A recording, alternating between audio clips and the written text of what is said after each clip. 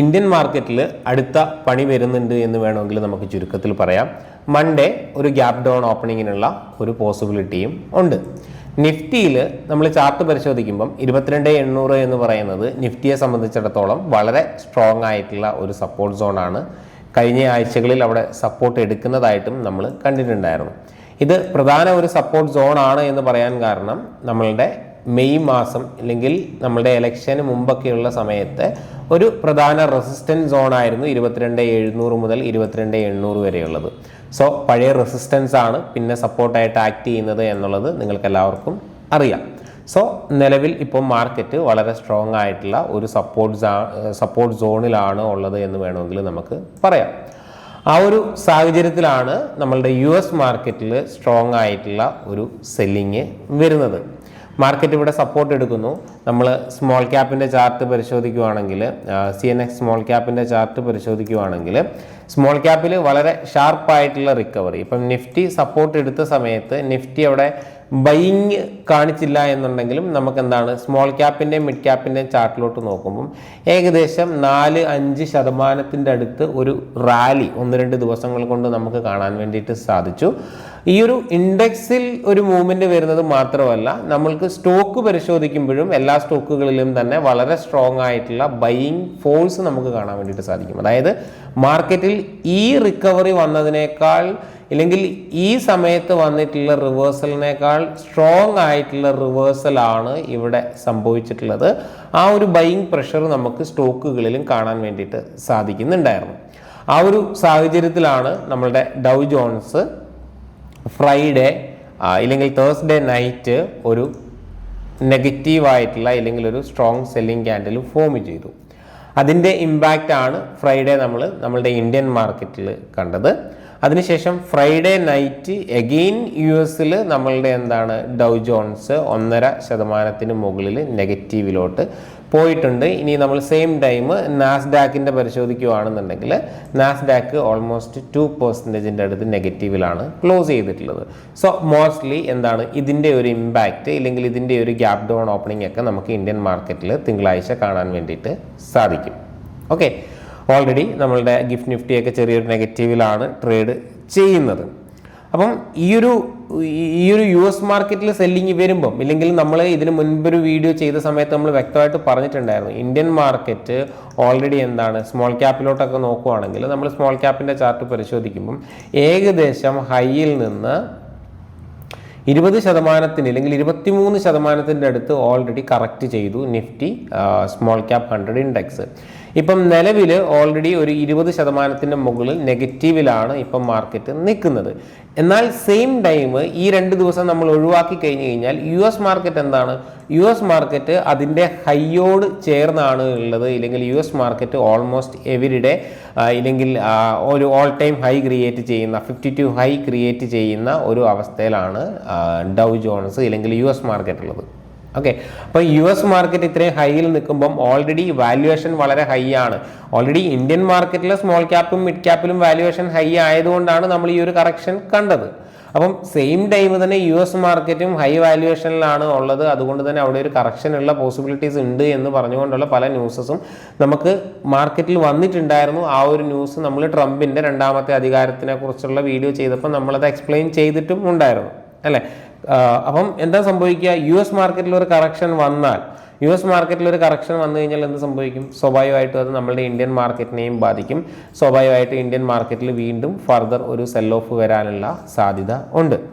പ്രധാനമായിട്ടും ഈ കഴിഞ്ഞ 2 ദിവസം US സെൽ ഓഫ് വരാനുള്ള ഒരു കാരണം എന്ന് പറയുന്നത് കൺസ്യൂമർ സെന്റിമെന്റ് ഇൻഡെക്സ് ഡാറ്റ വന്നിട്ടുണ്ടായിരുന്നു. അത് 1 ഇയറിലെ ഏറ്റവും കുറഞ്ഞ റേറ്റിലാണ് അല്ലെങ്കിൽ കുറഞ്ഞ ലെവലിലാണ് ഉള്ളത്. അത് US ഒരു ഇൻഫ്ലേഷനുള്ള സാധ്യതയുണ്ട് അല്ലെങ്കിൽ ഒരു ഇൻഫ്ലേഷൻ കൂടാനുള്ള സാധ്യതയുണ്ട് എന്നുള്ളൊരു പേടിയാണ് ആ ഒരു ഡാറ്റയെ അത്രയും നെഗറ്റീവ് ആക്കാനുള്ള കാരണം എന്നാണ് പറയുന്നത്. സോ US ഒരു ഇൻഫ്ലേഷൻ വരികയാണ് എന്നുണ്ടെങ്കിൽ സ്വാഭാവികമായിട്ടും അതെല്ലാ മാർക്കറ്റിനെയും വളരെ നല്ല രീതിയിൽ ബാധിക്കും. അതേപോലെ തന്നെ S&P ഗ്ലോബലിൻ്റെ റിപ്പോർട്ട് വന്നിട്ടുണ്ടായിരുന്നു. അതിൻ്റെ ഉള്ളിൽ അവർ പറയുന്നത് ബിസിനസ് ആക്ടിവിറ്റീസ് വളരെ നല്ല രീതിയിൽ US സ്ലോ ഡൗണിങ് ആയിട്ടുണ്ട്, ഇല്ലെങ്കിൽ ഒരു മന്ദഗതിയിലാണോ ഉള്ളത് എന്നുള്ളതാണ് അടുത്ത ഒരു റിപ്പോർട്ട് വന്നിട്ടുള്ളത്. മൂന്നാമത്തെ ഒരു പ്രധാന പ്രശ്നം എന്ന് പറയുന്നത് ട്രംപിൻ്റെ പുതിയ പോളിസിയും ട്രംപിൻ്റെ പുതിയ നയങ്ങളെ തുടർന്ന് താരിഫ് ഏർപ്പെടുത്തുന്നത് വഴി ചിലപ്പോൾ US അവർക്ക് എന്താണ് അവിടെ വീണ്ടും ഈ പറഞ്ഞ പോലെ തന്നെ ഇൻഫ്ലേഷൻ കൂടാനും അതൊരു ചെറിയ രീതിയിലെങ്കിലും ഒരു മാന്ദ്യത്തിലേക്കൊക്കെ നയിക്കാനുള്ള സാധ്യതയുണ്ട്. സോ ഇങ്ങനെയുള്ള ഒരു US ഇൻഫ്ലേഷൻ ഉയരുന്നതിൻ്റെ ഭാഗമായിട്ടുള്ള ഒരു പേടി നിലനിൽക്കുന്നത് കൊണ്ടാണ്, ഇല്ലെങ്കിൽ അതിനെ തുടർന്നുള്ള ഡാറ്റകൾ വരുന്നത് കൊണ്ടാണ് US മാർക്കറ്റിൽ ഒരു സെൽ ഓഫ് വന്നത്. അതിൻ്റെ കൂടെ ഇന്ത്യൻ മാർക്കറ്റിൽ നമ്മൾ ഓൾറെഡി നേരിട്ടുകൊണ്ടിരിക്കുന്ന ഒരേ പ്രശ്നമാണ് കോർപ്പറേറ്റ് ഏർണിങ്സ് വീക്കാണ് എന്നുള്ളത്. അപ്പം ഈ ഒരു എന്താ പറയുക, വാൾമാർട്ട് പോലെയുള്ള കമ്പനികളുടെ റിസൾട്ട് ഫോർകാസ്റ്റ് ചെയ്ത സമയത്തും വളരെ മോശം റിസൾട്ട് വരാനുള്ള സാധ്യതയാണ് എന്നുള്ളതാണ് അവിടെ പറഞ്ഞിട്ടുള്ളത്. അപ്പം എന്താ പറയുക, ഒരു സ്ട്രോങ് ആയിട്ടുള്ള ഒരു കോർപ്പറേറ്റ് ഏർണിങ്സിൻ്റെ കുറവും US മാർക്കറ്റ് നേരിടുന്നുണ്ട്. അപ്പം എന്താ പറയുക, ഇന്ത്യൻ മാർക്കറ്റിൽ വന്നതുപോലെ പലതരത്തിലുള്ള പ്രശ്നങ്ങൾ അവിടെ ഇങ്ങനെ കൂടിക്കൂടി വരുന്നുണ്ട്. കാര്യമായിട്ടൊരു ഇമ്പാക്റ്റ് വന്നിട്ടില്ല. എന്നാലും ഈ പറഞ്ഞ പോലെ തന്നെ ഇൻഫ്ലേഷനും സ്ട്രോങ് ആയിട്ടുള്ള കോർപ്പറേറ്റ് ഏർണിങ്സ് വരാതിരിക്കുകയും ട്രംപിൻ്റെ പുതിയ പോളിസി താരിഫൊക്കെ നിലവിൽ വരികയൊക്കെ ചെയ്ത് കഴിയുമ്പം മേ ബി US മാർക്കറ്റിൽ ഒരു സെൽ ഓഫ് വന്നു കഴിഞ്ഞാൽ ഇന്ത്യൻ മാർക്കറ്റിൽ അതിൻ്റെ ബാക്കി കാണാനുള്ള സാധ്യത വളരെ വളരെ കൂടുതലാണ്. അപ്പം ഓൾറെഡി 20-25% കറക്റ്റ് ചെയ്ത് നിൽക്കുന്ന ഈ ഒരു മാർക്കറ്റിൽ മേ ബി വലിയ രീതിയിൽ ബാധിക്കുമോ, ഒരു 30-35%ഒക്കെ പോവോ, അതോ ഇവിടെ നിന്ന് സപ്പോർട്ട് എടുത്ത് തിരിച്ചു കയറുമോ എന്നൊക്കെയുള്ളത് നമുക്ക് കണ്ടറിയാം. ഒരിക്കലും നമുക്ക് മാർക്കറ്റിൻ്റെ ബോട്ടോ ഇല്ലെങ്കിൽ എവിടെ വരെ പോകുമെന്നുള്ളതോ ആർക്കും പ്രെഡിക്റ്റ് ചെയ്യാൻ പറ്റുന്ന ഒരു കാര്യമല്ല. പക്ഷേ ഇങ്ങനെയുള്ള കാര്യങ്ങളെക്കുറിച്ച്, ഇപ്പം നടക്കുന്ന കാര്യങ്ങളെക്കുറിച്ച് അറിഞ്ഞിരിക്കുക എന്നുള്ളതാണ് നമുക്ക് ചെയ്യാൻ പറ്റുന്ന ഒരു കാര്യം. ഇതിൻ്റെ കൂടെ നമുക്ക് റീസെൻ്റ്ലി വന്നിട്ടുള്ള പുതിയൊരു ന്യൂസാണ് SIP സ്റ്റോപ്പേജ് റേഷ്യോസ് വളരെയധികം കൂടിയിട്ടുണ്ട് എന്നുള്ളത്. അതായത് SIPയിലോട്ട് ഇൻവെസ്റ്റ് ചെയ്യുന്നവരുടെ പണം വളരെ നല്ല രീതിയിൽ കുറഞ്ഞിട്ടുണ്ട്. മ്യൂച്വൽ ഫണ്ടിലോട്ടുള്ള ഇൻഫ്ലോ നല്ല രീതിയിൽ കുറഞ്ഞിട്ടുണ്ട്. നിലവിൽ വന്നിരിക്കുന്നത് മ്യൂച്വൽ ഫണ്ടിലോട്ടുള്ള ഇൻഫ്ലോ, ഓക്കെ, അതായത് മ്യൂച്വൽ ഫണ്ടിൽ ഇൻവെസ്റ്റ് ചെയ്യുന്ന എല്ലാ വർഷവും ഇല്ലെങ്കിൽ എല്ലാ മാസവും അതിലോട്ട് വരുന്ന പണത്തിലെ അളവ് കുറഞ്ഞിട്ടുണ്ട്. അതിൻ്റെ പ്രധാന കാരണം എന്ന് പറയുന്നത് നമ്മൾ പലപ്പോഴും വീഡിയോ ചെയ്തതാണ്, മിഡ് ക്യാപ്പ് സ്മോൾ ക്യാപ്പിൻ്റെ വാല്യുവേഷൻ കൂടി നിൽക്കുകയാണ്. അതുകൊണ്ട് അത് അത്ര നല്ലൊരു ഇൻവെസ്റ്റ്മെൻ്റ് അല്ല. അടുത്ത 1-2 വർഷത്തേക്കുള്ളവർക്ക്, ഒരു 5 വർഷത്തിന് മുകളിൽ ഇൻവെസ്റ്റ് ചെയ്യുന്നവർക്ക് മാത്രമാണ് ബെനിഫിറ്റ്സ് എന്നൊക്കെയുള്ള റിലേറ്റഡ് നമ്മളും അതേപോലെ തന്നെ എല്ലാവരും തന്നെ കുറേയൊക്കെ എന്താ പറയുക പറഞ്ഞുകൊണ്ടിരിക്കുന്ന ഒരു കാര്യമാണ്. മേ ബി ആ ഒരു പേടിയായിരിക്കാം SIP സ്റ്റോപ്പേജ് റേഷ്യോ കൂടിയതിൻ്റെ കാരണം എന്ന് പറയുന്നത്. അപ്പം SIP സ്റ്റോപ്പേജ് റേഷ്യോ കൂടുമ്പം ഇൻഫ്ലോ കുറയുമ്പം ചിലപ്പോൾ DISൻ്റെ അല്ലെങ്കിൽ മ്യൂച്വൽ ഫണ്ടിൻ്റെ ബൈയിങ് പവറിനെ അത് നല്ല രീതിയിൽ ബാധിക്കാനുള്ള സാധ്യതയുണ്ട്. ഇനി ഈ ഇൻഫ്ലോ കുറയുന്നതിന് പകരം ഔട്ട്ഫ്ലോ അവർ വിഡ്രോ ചെയ്തും കൂടെ തുടങ്ങിയാൽ റീറ്റെയിലേഴ്സ് അല്ലെങ്കിൽ മ്യൂച്വൽ ഫണ്ടിന് അവരുടെ ഹോൾഡിങ്സ് വിൽക്കേണ്ടതായിട്ട് കൂടി വന്നു കഴിഞ്ഞാൽ വീഴ്ചയുടെ ആഘാതം വളരെ വലുതായിരിക്കും. അതിൻ്റെ കൂടെ അമേരിക്കയുടെ സപ്പോർട്ട് ഇല്ലെങ്കിൽ അമേരിക്കൻ മാർക്കറ്റിലെ ഒരു കറക്ഷൻ്റെ സപ്പോർട്ട് കൂടി വന്നു കഴിഞ്ഞാൽ മേ ബി ഈ ഒരു കറക്ഷൻ്റെ സ്പീഡ് കൂടാം. പിന്നെ നമുക്കറിയാം മാർക്കറ്റിൽ എന്താണ് ഒരു ഓവർ വാല്യൂഡ് ആയിരിക്കുമ്പം അതൊരു ഡിസ്കൗണ്ടഡ് ഏരിയയിലോട്ട് പോവുക എന്ന് പറയുന്നത് വളരെ കോമൺ ആയിട്ടുള്ള ഒരു കാര്യം തന്നെയാണ്. അതുകൊണ്ട് ഓൾറെഡി ഇപ്പം നമ്മൾ നോക്കുമ്പോൾ അത്യാവശ്യം നല്ല രീതിയിൽ ഒരു 20% കറക്റ്റ് ചെയ്തത് കൊണ്ട് തന്നെ മ്യൂച്വൽ ഫണ്ടിലൊക്കെ ലംസമായിട്ട് ഇൻവെസ്റ്റ് ചെയ്യാൻ വേണ്ടിയിട്ട് പ്ലാൻ ചെയ്യുന്നവർക്കൊക്കെ ലംസം ഇൻവെസ്റ്റ്മെൻറ്റ് സ്റ്റാർട്ട് ചെയ്യുക. SIPയിൽ ഇൻവെസ്റ്റ് ചെയ്യുന്നവരെ സംബന്ധിച്ചിടത്തോളം അവരൊരിക്കലും സ്റ്റോപ്പ് ചെയ്യരുത് എന്നുള്ളതാണ് എൻ്റെ സജഷൻ. കാരണം എന്ന് പറയുന്നത് SIPയുടെ ഏറ്റവും വലിയ ബെനിഫിറ്റ് എന്ന് പറയുന്നത് ഇല്ലെങ്കിൽ SIP എന്ന് പറയുന്ന കൺസെപ്റ്റിൻ്റെ സിസ്റ്റമാറ്റിക് ഇൻവെസ്റ്റ്മെൻറ്റ് പ്രോസസ്സിൻ്റെ ഏറ്റവും സ്ട്രോങ് ഫണ്ടമെൻ്റൽ മെയിൻ കാര്യം എന്ന് പറയുന്നത് അതിൻ്റെ കോസ്റ്റ് ആവറേജിങ് ആണ്. അത് മാർക്കറ്റ് മുകളിലോട്ട് പോകുമ്പോഴായാലും മാർക്കറ്റ് താഴോട്ട് പോകുമ്പോഴായാലും നമ്മൾ എല്ലാ മാസവും മേടിക്കുന്നത് കൊണ്ട് തന്നെ നമ്മളുടെ NAV വാല്യൂ ആവറേജ് ആയിക്കൊണ്ടേയിരിക്കും. അതുകൊണ്ട് എത്ര കറക്ഷൻ വന്നു കഴിഞ്ഞാലും SIP ചെയ്യുന്നവരെ സംബന്ധിച്ചിടത്തോളം അത് ബാധിക്കത്തില്ല. താൽക്കാലികമായിട്ട് നമ്മളുടെ അക്കൗണ്ടിൽ ചെറിയൊരു നെഗറ്റീവ് കാണും എന്നത് ഒഴികെ വേറെ ഒന്നും വലിയ രീതിയിൽ ബാധിക്കത്തില്ല. അതുകൊണ്ട് SIP ചെയ്യുന്നവർ ആരും തന്നെ നിർത്തരുത്. പിന്നെ അസറ്റ് അലോക്കേഷൻ നമ്മൾ കഴിഞ്ഞ വീഡിയോയിൽ പറഞ്ഞ പോലെ തന്നെ വളരെ ഇമ്പോർട്ടൻ്റ് ആയിട്ടുള്ള ഒരു കാര്യമാണ്. അപ്പം നിങ്ങൾക്കിനി സ്മോൾ ക്യാപ്പ് മിഡ് ക്യാപ്പിനേക്കാൾ ഉപരി പുതിയൊരു മ്യൂച്വൽ ഫണ്ടിൽ അല്ലെങ്കിൽ പുതിയൊരു ഫണ്ടിൽ ഇൻവെസ്റ്റ് ചെയ്യാൻ താല്പര്യമുണ്ട്, നിങ്ങൾക്ക് ആ ഫണ്ടിനെ കുറിച്ചൊക്കെ അറിയണം എന്നുണ്ടെങ്കിൽ നിങ്ങൾ കമൻറ്റ് ബോക്സിൽ മ്യൂച്വൽ ഫണ്ട് വീഡിയോ എന്ന് കമൻറ്റ് ചെയ്യുകയാണെന്നുണ്ടെങ്കിൽ ഞാൻ അതിനെക്കുറിച്ചൊരു വീഡിയോ ചെയ്യാം.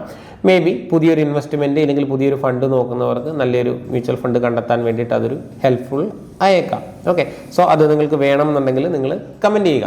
അപ്പം ഞാൻ ഈ പറഞ്ഞു വന്ന 2-3 കാര്യങ്ങളാണ്. മ്യൂച്വൽ ഫണ്ടിലോട്ടുള്ള ഇൻഫ്ലോ കുറയുന്നു, ഔട്ട്ഫ്ലോ കൂടാതിരിക്കട്ടെ, വിഡ്രോവലൊക്കെ സ്റ്റാർട്ട് ചെയ്ത് കഴിഞ്ഞ് കഴിഞ്ഞാൽ മേ ബി സെല്ലിങ്ങിൻ്റെ ഫാസ്റ്റ് കൂടും. സെയിം ടൈം തന്നെ ഡൗ ജോൺസ് അല്ലെങ്കിൽ നമ്മുടെ US മാർക്കറ്റിലെ പല പ്രശ്നങ്ങൾ, ഗ്ലോബൽ ആയിട്ടുള്ള ഇഷ്യൂസ്, ട്രംപിൻ്റെ ഓരോരോ നയങ്ങൾ, ഇതൊക്കെ മാർക്കറ്റിനെ നല്ല രീതിയിൽ ബാധിക്കാനുള്ള സാധ്യത ഉണ്ട്. സോ 20% കറക്റ്റ് ചെയ്തതുകൊണ്ട് തന്നെ നിങ്ങൾക്ക് ഇനി മാർക്കറ്റിലുള്ളത് നല്ല ഓപ്പർച്യൂണിറ്റീസ് ആണ്. ആ ഒരു ഓപ്പർച്യൂണിറ്റീസ് നിങ്ങൾ യൂസ് ചെയ്യാൻ വേണ്ടിയിട്ട് കൂടി ശ്രമിക്കുക. ഇനി നമ്മൾ ചാർട്ടിലോട്ട് വരുമ്പം നിഫ്റ്റിയുടെ ചാർട്ട് നമ്മൾ പ്ലോട്ട് ചെയ്യുമ്പം നമ്മൾ പറഞ്ഞു 22,700 അല്ലെങ്കിൽ 750, 800 ലെവലിലാണ് മാർക്കറ്റ് ഇപ്പോൾ ഉള്ളത്. വളരെ സ്ട്രോങ് ആയിട്ടുള്ള ഒരു ഏരിയ ആണ്. നിഫ്റ്റിയുടെ മേജർ സപ്പോർട്ട് സോണ് എന്ന് നമുക്ക് പറയാൻ വേണ്ടിയിട്ട് പറ്റുന്നത് ഇതിൻ്റെ മന്ത്ലി ചാർട്ടിലെ 20 മൂവിങ് ആവറേജ് ഉള്ള ലെവലാണ്. നമ്മൾ EMA പ്ലോട്ട് ചെയ്യുകയാണെന്നുണ്ടെങ്കിൽ മന്ത്ലിയിൽ 20 മൂവിങ് ആവറേജ് 20 മൂവിങ് ആവറേജിലോട്ടാണ് ഞാൻ മിനിമം എക്സ്പെക്ട് ചെയ്യുന്നത്. ഈ ഒരു കറക്ഷനൊക്കെ വന്ന സമയത്ത് നിങ്ങൾക്ക് കാണാൻ പറ്റും, ഈ ഒരു മുകളിൽ നിന്ന് സൈഡ് വേസ് വന്ന് ഫൈനലി ഈ ഒരു 20ലാണ് സപ്പോർട്ട് എടുത്തത്. പിന്നെ മുകളിലോട്ട് കയറി വീണ്ടും താഴെ വന്നപ്പം 20ലാണ് സപ്പോർട്ട് എടുത്തത്. സോ മിനിമം ഈ ഒരു 20 വരെയൊക്കെ മാർക്കറ്റ് വരാം എന്നുള്ളതാണ് ഞാൻ എക്സ്പെക്ട് ചെയ്യുന്നത്. 20 ഇപ്പം നിൽക്കുന്ന ലെവൽ എന്ന് പറയുന്നത് 22,400 ലെവലാണ്, അല്ലെങ്കിൽ 22,300 ലെവലാണ്. സോ ഇതിനെ റൗണ്ട് ചെയ്ത് ഞാനൊരു 22,000 22,000 ഞാൻ മാർക്ക് ചെയ്യുന്നു. സോ 22,000 വരെയൊക്കെയാണ് നിലവിൽ മാക്സിമം മാർക്കറ്റ് താഴോട്ട് വരാനുള്ള സാധ്യത ഞാൻ കാണുന്നത്. അതായത് US മാർക്കറ്റിൽ ഒരു കാര്യമായിട്ടുള്ള പ്രോബ്ലംസ് ഒന്നും ഇല്ല. നമ്മളുടെ മ്യൂച്വൽ ഫണ്ട്സ് ഒക്കെ നല്ല രീതിയിൽ SIP എല്ലാവരും കണ്ടിന്യൂ ചെയ്യുന്നുണ്ട്. മ്യൂച്വൽ ഫണ്ട്സ് ഒന്നും വലിയ രീതിയിൽ സെല്ല് ചെയ്ത് മാറുന്നില്ല എന്നുണ്ടെങ്കിൽ മാക്സിമം 22,000 വരെയൊക്കെയാണ് ഞാൻ എക്സ്പെക്ട് ചെയ്യുന്നത്. അല്ല എന്നുണ്ടെങ്കിൽ ഈ പറഞ്ഞ പോലെ തന്നെ ചെറിയ ഗ്ലോബൽ സെന്റിമെന്റ്സിന്റെ പുറത്തൊക്കെ ഒരു ഗ്യാപ് ഡൗൺ വന്ന് ചെറിയൊരു ലോ ഒക്കെ ക്രിയേറ്റ് ചെയ്ത് അന്ന് തന്നെയൊക്കെ റിക്കവർ ചെയ്ത് വരുന്ന ദിവസങ്ങളിൽ റിവേഴ്സ് ആകാനുള്ള സാധ്യതയാണുള്ളത്. കാരണം ഓൾറെഡി ലാർജ് ക്യാപ്പിനെ സംബന്ധിച്ചിടത്തോളം ലാർജ് ക്യാപ്പ് അത്യാവശ്യം വാല്യുവേഷൻ നല്ല ലെവലിലോട്ട് വന്നിട്ടുണ്ട്. സ്മോൾ ക്യാപ്പും മിഡ് ക്യാപ്പും അപ്പോഴത്തേക്ക് ഈ ഒരു ലോ ക്രിയേറ്റ് ചെയ്യുമ്പോഴത്തേക്ക് ഒരു 25 to 28%, മേ ബി മാക്സിമം ഒരു 30% ഒക്കെ ഒരു കറക്ഷൻ വന്നേക്കാം. So small cap, mid cap 30% correction എന്ന് പറയുന്നത് നല്ലൊരു കറക്ഷനാണ്. അപ്പോൾ ഇതുകൊണ്ടൊക്കെ മാർക്കറ്റിലെ കറക്ഷൻ താൽക്കാലികമായിട്ട് നിൽക്കും. പിന്നെ നമ്മൾ കാണാൻ പോകുന്നത് ഒരു റിവേഴ്സൽ, വീണ്ടും ഒരു ഡൗൺ സൈഡ്, പിന്നെ എന്താണ് ഒരു നോർമൽ ആയിട്ടുള്ള സമയം എടുത്തുകൊണ്ട് ഈ ഒരു പ്രോസസ്സ് നടക്കാൻ വേണ്ടി നിങ്ങൾ ചിന്തിച്ചു നോക്കി എത്ര നാളെടുത്തു? ഏകദേശം 2024 സെപ്റ്റംബറിൽ സ്റ്റാർട്ട് ചെയ്തതാണ്. അപ്പം സെപ്റ്റംബർ ടു ഇപ്പോൾ എത്രയായി? ഫെബ്രുവരി ആയി. ഏകദേശം ഒരു 6 മാസത്തിൻ്റെ അടുത്തായി എന്ന് വേണമെങ്കിൽ നമുക്ക് പറയാം. സോ ഇതേപോലൊരു പ്രോസസ്സ്, റിക്കവറി പ്രോസസ്സും മേ ബി ഒരു 6 months കൂടി എടുത്തേക്കാം. അപ്പോൾ ഓവറോൾ ഇതൊരു 1.5 വർഷത്തെ ഒരു കൺസോൾട്ടേഷൻ പീരീഡിലോട്ട് പോയേക്കാം, അല്ലെങ്കിൽ ഒരു ടൈം കറക്ഷനിലോട്ടൊക്കെ പോയേക്കാം. സോ ഇതാണ് മാർക്കറ്റിൽ എൻ്റെ എക്സ്പെക്റ്റേഷൻ. ഇൻവെസ്റ്റ് ചെയ്യുന്നവർ റെഗുലറായിട്ട് കണ്ടിന്യൂസ് ആയിട്ട് ഇൻവെസ്റ്റ് ചെയ്തുകൊണ്ടിരിക്കുക. നിങ്ങളുടെ ഇൻവെസ്റ്റ്മെൻറ്റ് സ്റ്റോപ്പ് ചെയ്യരുത്. ഒരു ഇൻവെസ്റ്ററെ സംബന്ധിച്ചിടത്തോളം മാർക്കറ്റിൻ്റെ ഡിപ്പ് എന്ന് പറയുന്നത് വളരെ വലിയൊരു ഓപ്പർച്യൂണിറ്റിയാണ്. ആ ഒരു കാര്യം നിങ്ങൾ മറക്കരുത്. പിന്നെ SIP ചെയ്യുന്നവർ സ്റ്റോപ്പ് ചെയ്യരുത്. നിങ്ങൾ മുഴുവൻ ഫുള്ളി സ്മോൾ ക്യാപ്പിലാണ് ഇൻവെസ്റ്റ് ചെയ്യുന്നതെന്നുണ്ടെങ്കിൽ വേണമെങ്കിൽ നിങ്ങൾക്ക് നിങ്ങളുടെ അസറ്റ് അലോക്കേഷനിൽ ചേഞ്ച് വരുന്നതിനെക്കുറിച്ച് നിങ്ങൾക്ക് ചിന്തിക്കാം. അസറ്റ് അലോക്കേഷനെ കുറിച്ചും മ്യൂച്വൽ ഫണ്ട്സിനെ കുറിച്ചൊക്കെ നിങ്ങൾക്ക് വീഡിയോ വേണമെന്നുണ്ടെങ്കിൽ നിങ്ങൾ കമൻറ്റ് ചെയ്ത് കഴിഞ്ഞാൽ ഞാൻ തീർച്ചയായിട്ടും അതിനെക്കുറിച്ചൊരു വീഡിയോ ചെയ്യുന്നതായിരിക്കും. അപ്പം നമ്മളുടെ ഈ ഒരാഴ്ചത്തെ അല്ലെങ്കിൽ ഇന്നത്തെ വീഡിയോ കണ്ട എല്ലാവർക്കും നന്ദി.